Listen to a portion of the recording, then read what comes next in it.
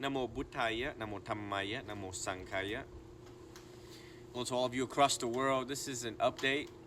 I think the whole world is wondering, how is Tri Dao grieving the loss of his mom 3 weeks ago? And I just wanted to make this video to let you all know that I'm good. I'm good. No, truly, really, I'm good. You know, my mom and I had a very different relationship.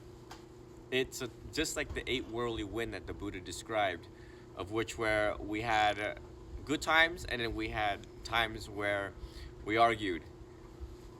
So our karma kind of what I would describe as canceling out any debts that we had to each other.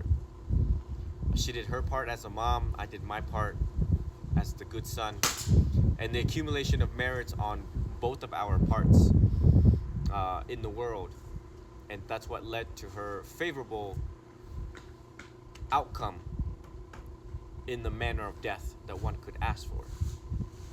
A hemorrhaging stroke, and that she passed away within 4 minutes. I've looked, you know, truth be told, the second day, within that first week after the funeral, going through her belongings and stuff was tough because my mind was playing tricks on me, Mara in my mind. And so I consulted my dad and we analyzed her life in details. And it was well concluded that she had the best life one could ask for. Best life and one of the best death one could ask for. Secure in that knowledge, I was able to move on quite fairly quickly. My mind, I am actively looking for Mara if it ever creeps up on me. This is the greatest test, isn't it? And how do you know that you have grown spiritually? Well, it's when stuff like this happens, and how do you respond to it? How do I respond to it? I had to do everything that I was teaching the rest of the world, which is honor thy mother, thy father, do the best that you can. Do the best that you can with the people that you're with, resources available to you, and at the end of the day, is there any more you could have done? And I concluded there's nothing more I could have done throughout the entirety of my 36 years. Now, this video is important for those who are grieving the loss of their loved ones. I would imagine, realistically, that most people would have regrets. And that's something that I screened my mind in a life review, my relationship with my mom, if there was any regret. Did I regret anything that I did?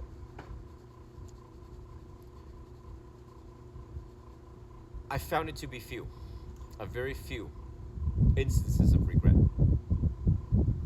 Again, using the teachings of the Buddha to guide us, both of us, as Buddhist practitioners, using the Dhamma, but at the same time recognizing that we're also human and we will respond in a human way. That includes anger. Absolutely. She lashed out in anger, I lashed out in anger. That is the honest truth. However, how long that anger lasts, or if there's any ill will attached to that anger, is none. Is none.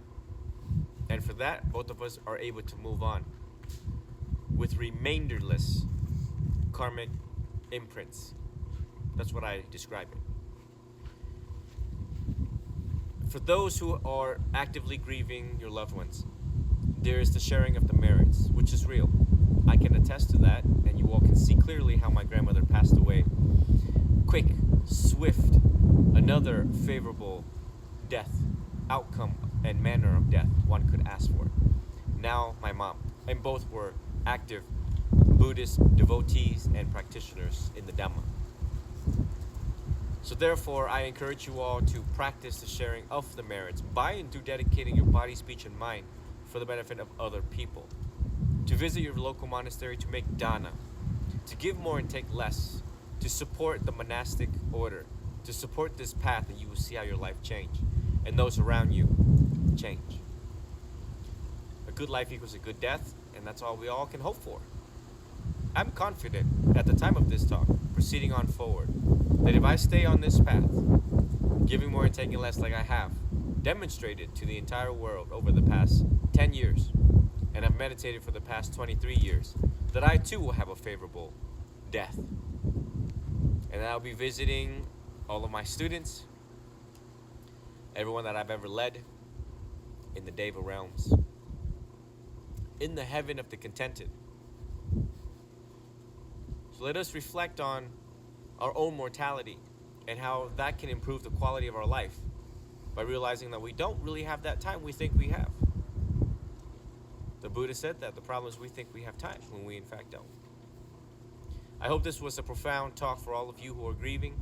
My condolences to all of you who are actively dealing with recent losses of your loved ones and or pets, or a loss of a relationship or a breakup. All that entails a loss. Let us also reflect on the 3 marks of existence, that all things are subject to impermanence, change, and rarely are things under our control. Anatta. My blessings to all of you. May you all be well, be happy, be free, and always be healthy. Sadhu, sadhu, sadhu.